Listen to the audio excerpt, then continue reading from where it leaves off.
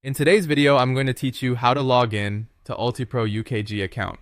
By the end, you'll know exactly how to get to the correct login page, enter your details securely, and sign in without hassle.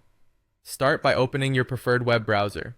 In the address bar or search box, type UKG login or Ultipro login. You're looking for the official UKG sign-in page, which is hosted by UKG and typically appears as launch.ukg.net. Go ahead and click that official link. If you want to make future access quicker, this is a great time to bookmark the page. As a quick security tip, always check that the web address begins with HTTPS and that the domain is from UKG to avoid phishing sites. Once the login page loads, you'll see a field for your username. Click in that field and enter the username your employer provided.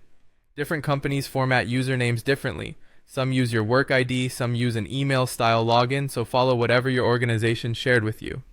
If you're unsure about the format, check your onboarding materials or your company's HR portal, but don't guess repeatedly to avoid getting locked out.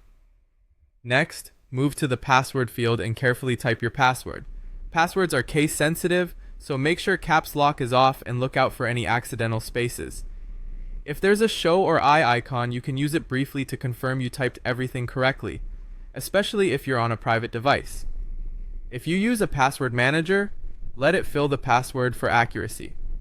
It's also a good practice to avoid using public computers or unsecured Wi-Fi when entering login details.